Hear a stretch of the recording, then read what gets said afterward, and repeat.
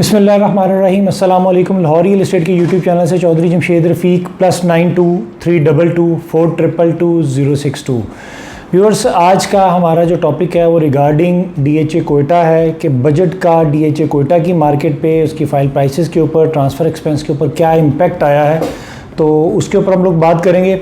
सबसे पहले अगर मैं बात कर लूँ प्राइसेस के ऊपर, तो DHA कोयटा में इस टाइम पे early bird residential which are including development charges paid, वो वाले plot with plot number A1, A2 और A3, फिर उसके बाद A6 वाली फाइल जिसको ब्लॉक नंबर की तो अलॉटमेंट है बट प्लॉट नंबर की भी अलॉटमेंट नहीं है, फिर उसके बाद आ जाती है अनसक्सेसफुल, फिर बार कोड और ओपन एफिडेविट फाइल्स।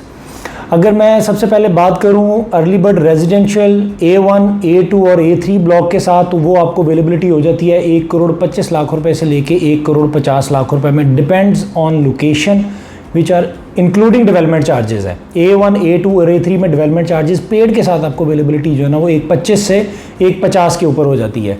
इसके बाद अगर हम लोग बात करें A6 की, तो A6 की ब्लॉक वाली जो फाइल है वो आपको अवेलेबिलिटी हो जाती है ऑलमोस्ट कोई 50,50,000 रुपये में, और जो फाइल्स रह गई थी वो अनसक्सेसफुल वाली फाइल्स हैं, वो आपको अवेलेबिलिटी हो जाती है 49 लाख में।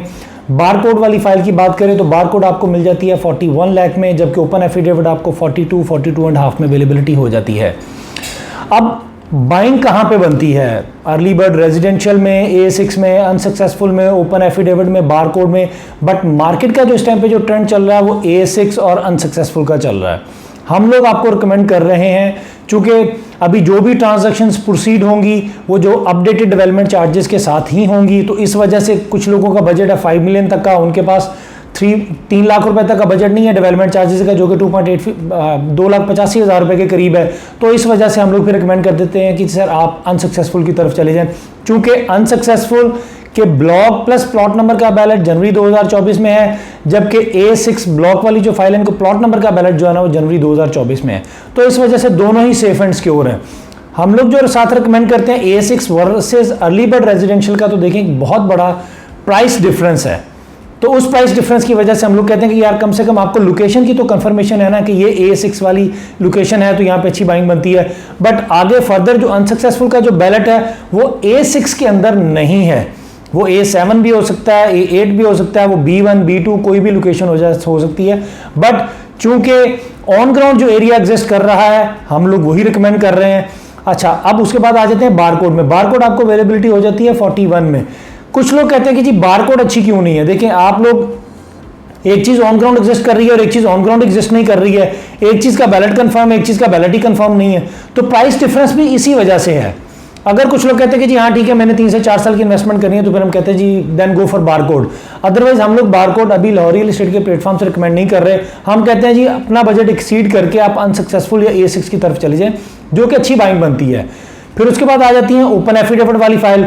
ओपन एफिडेविट भी 42.5 के इन बिटवीन है, लेकिन कुछ लोग कहते हैं कि जी ठीक है बाइंग बनती है, लेकिन हम लोग कहते हैं कि सर देखिए ओपन एफिडेविट है, सेम वही बारकोड वाली सिचुएशन है। जिसने ओपन एफिडेविट लेना होता है हम कहते हैं कि सर आप फिर बारकोड ले लें, आप 1,00,000-1,50,000 रुपए अपना बचाएं, चूंकि ओपन एफिडेविट भी और बारकोड भी दोनों ही सेकंड बैलेट की फाइल हैं, ये फर्स्ट बैलेट की फाइल्स नहीं है। तो इस वजह से लाहौर रियल एस्टेट के प्लेटफॉर्म से आपको जस्ट अनसक्सेसफुल वाली फाइल्स और A6 वाली जो ब्लॉक वाली जो फाइल्स है ना यही रिकमेंड की जाती हैं। इसके बाद जो बजट का इंपैक्ट आया है वो DHA कोयटा के ऊपर ना होने के बराबर आया है। बजट से पहले जो आपकी FBR वैल्यू तो DHA कोयटा 1 कैनाल रेजिडेंशियल की वो थी 16,50,000 रुपए, और आप ट्रांसफर एक्सपेंस पे करते थे ऑलमोस्ट को 1,30,000 रुपए के करीब। अब आफ्टर बजट जो है ना वो आपकी FBR वैल्यू चली गई है 21 लाख रुपए पे, जो कि इतना बड़ा डिफरेंस नहीं है, ऑलमोस्ट को 4-4.5 लाख रुपए का डिफरेंस है, लेकिन ट्रांसफर एक्सपेंस के ऊपर जो इंपैक्ट आया वो इतना बड़ा इंपैक्ट नहीं है। यानी पहले आप पे कर रहे थे 1,30,000 रुपए, अब आपने पे करने 1,63,000 रुपए, 33,000 रुपए का कोई इतना बड़ा डिफरेंस नहीं है। अदर देन बाकी DHS के साथ अगर आप कंपैरिजन करें, DHA लाहौर के साथ, DHA मुल्तान के साथ, DHA भावलपुर, DHA गुजरांवाला के साथ DC रेट और FBR रेट्स बहुत ज्यादा इंक्रीज किए हैं, उसके साथ जो परसेंटेज थी वो 2% से 3% पे चली गई है, तो उस वजह से ट्रांसफर एक्सपेंस में बहुत ज्यादा इंक्रीज आया है। DHA कोयटा की मार्केट में ट्रांसफर एक्सपेंस में इतना बड़ा इंक्रीज नहीं आया। FBR रेट तो इंक्रीज किया है, लेकिन वो 2% से टैक्स 3% जाने पे भी जस्ट 33,000 का इंक्रीज आया, जो कि इस प्राइस पे भी DHA कोयटा बहुत अच्छी बाइंग बनती है। लाहौर रियल एस्टेट के प्लेटफॉर्म से DHA कोयटा से रिलेटेड, DHA फेज 13 से रिलेटेड, DHA 10 से रिलेटेड, DHA गुजरांवाला से रिलेटेड, कोई भी आपको इन्फॉर्मेशन चाहिए हो फाइल से रिलेटेड, आप एनी टाइम मुझे कॉल कर सकते हैं। मैं अपना नंबर रिपीट कर देता हूँ, +92 322 422 062।